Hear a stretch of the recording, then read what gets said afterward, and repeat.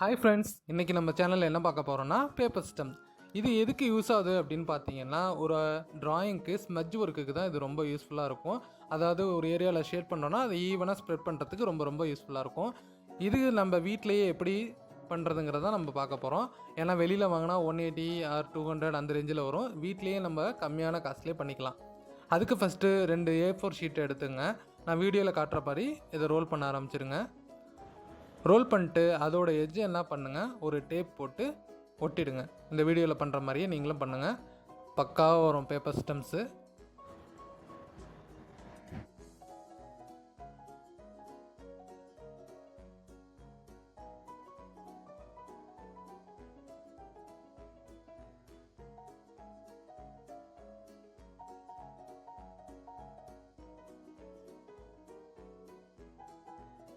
ஓகேங்க, செல்லட்டை போட்டு ஒட்டி முடிச்சிட்டிங்களா? ஒட்டி முடிச்சதுக்கப்புறம் என்ன பண்ணுங்கள், நம்ம எண்ட்லேருந்து தொட்டு பார்த்துட்டே வந்தோம்னா கொஞ்சம் கனமான ஏரியா நமக்கு கையில் தென்படும்.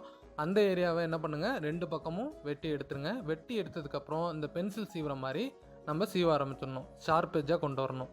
அப்போ தான் நம்ம பேப்பர் ஸ்டெம்பு பக்காவாக இருக்கும். இந்த பாருங்கள், வீடியோவில் எப்படி செய்வோம் அது மாதிரி செய்வுங்க. நல்லா ஷார்ப்பான நைஃபை வச்சு செய்வுங்க. கொஞ்சம் சேஃபாக பார்த்துங்க, கையில் எதுவும் வெட்டிக்காதீங்க. தென் ஒரு எமரி ஷீட் எடுத்துங்க, இல்லை ரோல் எமரி கிடச்சாலும் அதே மாதிரி வாங்கிங்க. வாங்கிட்டு இந்த பேப்பர் ஸ்டெம்போட எட்ஜை நல்லா என்ன பண்ணுங்கள், கிரைண்ட் பண்ணுங்கள். கிரைண்ட் பண்ண நல்லா சாஃப்டாக கிடைக்கும். எட்ஜஸ்ஸு ஸ்ப்ரெட் பண்ணுறதுக்கும் ஈஸியாக இருக்கும் நமக்கு. பேப்பரோட குவான்டிட்டியை பொறுத்து பேப்பர் ஸ்டெம்போட சைஸ் வேரி ஆகும். நான் ஒரு 5-6 பேப்பர் வச்சு ஒரு பேப்பர் ஸ்டெம் கொஞ்சம் பெருசாக செஞ்சுருக்கேன். அதையும் இதேமாதிரி ஷார்ப் எட்ஜஸ்லாம் ரெடி பண்ணி ஃபினிஷ் பண்ணி எடுத்துக்கிட்டேன். இப்போ பாருங்கள், கடைசியாக நம்ம பேப்பர் ஸ்டெம் ரெடி ஆகிட்டு, இப்போ எப்படி ஒரு பென்சிலில் ஷேட் பண்ணி அதை எப்படி ஸ்மஜ் ஒர்க் பண்ணுறதுங்கிறத நான் காமிக்க போகிறேன்.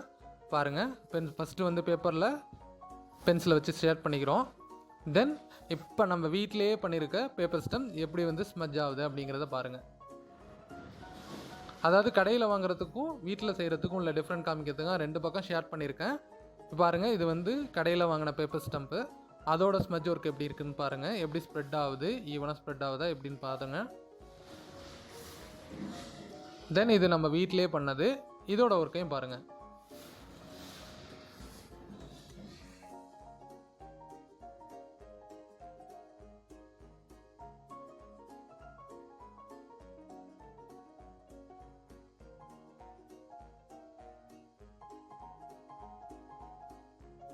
அவ்வளோதாங்க பேப்பர் ஸ்டெம். இந்த 2க்கும் உள்ள வித்தியாசத்தை பார்த்தீங்களா? கடையில் வாங்குறதுக்கும் வீட்டில் செய்கிறதுக்கும் உள்ள வித்தியாசத்தை பார்த்துட்டிங்களா? 2க்கும் டிஃப்ரெண்ட் அந்தளவுக்கு பெருசாலாம் கிடையாது. அதனால் நீங்கள் வீட்டிலையே நம்ம தாராளமாக செஞ்சு ஸ்மஜ் ஒர்க்கை ஈஸியாக நம்ம கற்றுக்கலாம். இந்த மாதிரி வீடியோவுக்கு நம்ம சேனலை சப்ஸ்கிரைப் பண்ணுங்கள். உங்களுக்கு இந்த வீடியோ பிடிச்சிருந்தா கமெண்ட் பண்ணுங்கள்.